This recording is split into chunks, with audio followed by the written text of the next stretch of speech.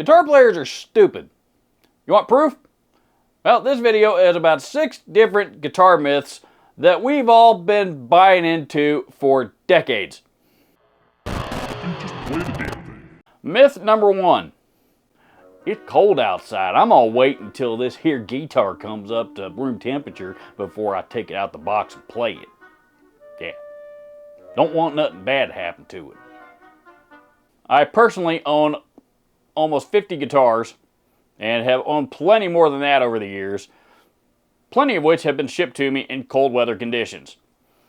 Not a single one of them have I bothered to wait until it came up to room temperature before I took it out of the box. 2 reasons why that is. Number 1, when I sit down and play it, eventually my body heat will warm it back up to room temperature a lot sooner than anything else. And number 2, even if it didn't, it's absolute bullshit that anything bad is going to happen to it.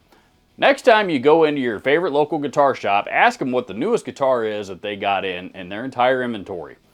And then, after they pull it down off the wall for you, ask them if they actually let it sit and come back up to room temperature before they took it out of the box and hung it on the wall. I guarantee you, 99 times out of 100, they didn't. Why? Because there's absolutely no need to do so. Whether a guitar is shipped in 30-degree weather or 90-degree weather or 70-degree weather, it affects it very, very little. Myth number 2. This guitar holds tune way more gooder than my other guitars. It's got locking tuners on it. Bullshit. Locking tuners do not hold tune on a guitar any better or worse than non-locking tuners. As far as tuning stability, gear ratio is about the only spec that matters. About the only advantage to locking tuners are they enable string changes a lot faster because you don't have to wind the strings around the posts. That's it. Myth number 3. If you gonna play out live on stage, you best have a 100-watt amplifier. Bullshit. Ask Brian May how many gigs he's played over the years with his Vox AC-15, a 15-watt amplifier. Hell, I've mentioned on this channel myself numerous times how many times I've played with my little 20-watt Randall Diablo head. 20 watts, that's all it's got. And it's always worked just fine for gigs. With miking up amplifiers through a PA system, in-ear monitors, all the available technology that's out there today, you do not need a 100-watt amplifier to play live. Large venue, small venue, extra medium-sized venue, doesn't matter. Myth number 4. True bypass, because duh.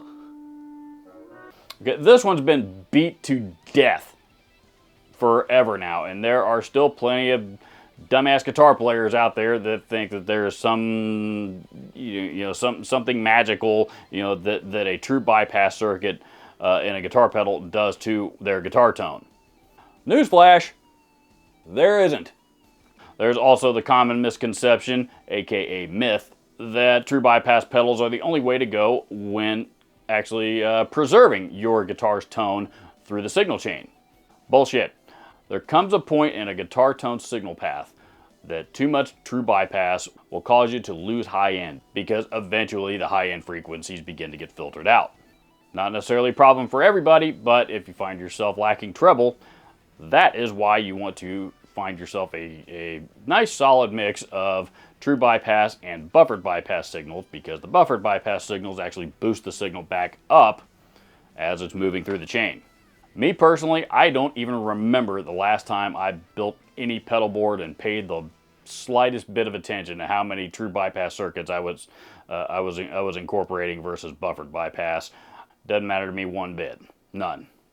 Think of it this way: a true bypass circuit is just like adding about another foot or 2 of cable to your guitar signal chain, which again will cause you to lose high end by the time it reaches the end of said signal chain, and that is why that happens. Plenty of manufacturers still manufacture most of their pedals as true bypass because because of the myth, that's what people want.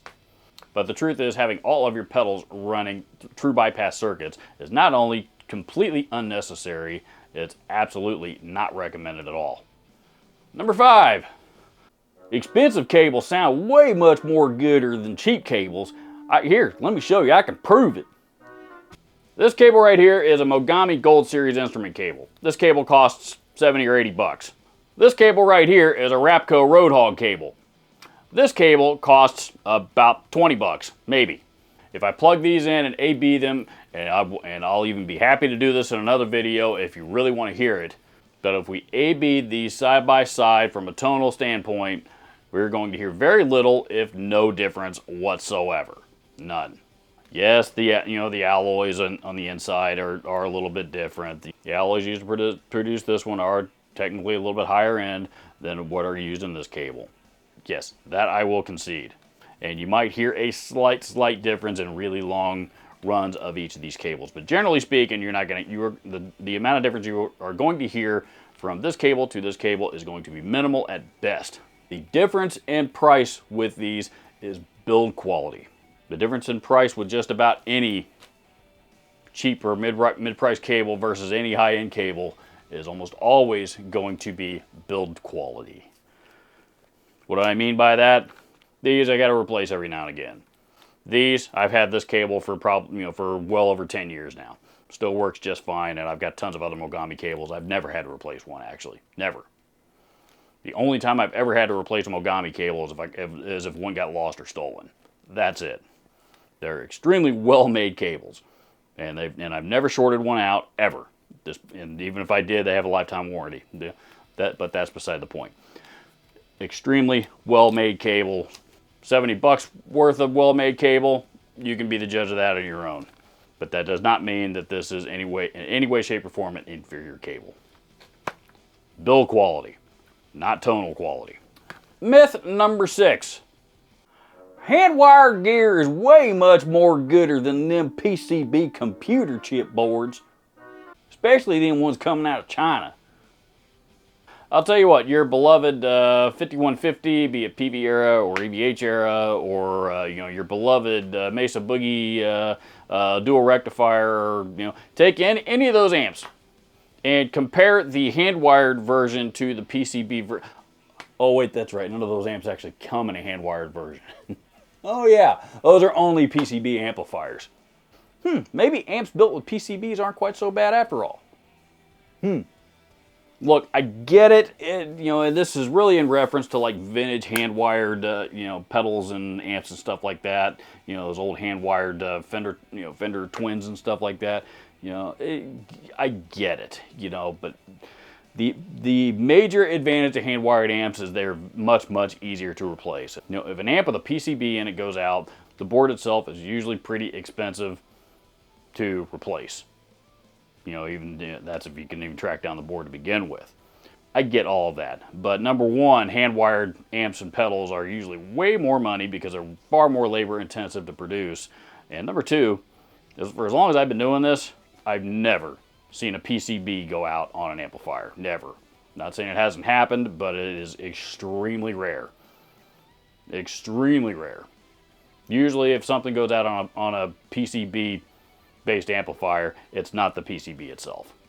It's usually tube related or something else simple like that.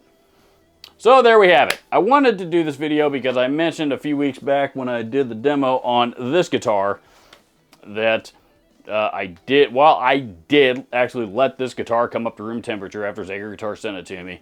I also mentioned in that video that is mostly a myth to me, and that got me thinking about some of the other dumbass guitar myths that we're all notorious for buying into. Hence, this video right here. I hope you enjoyed it. Please comment down below. Let me know your favorite dumbass guitar myths that we're all guilty of believing in. Can't wait to read them. Adios.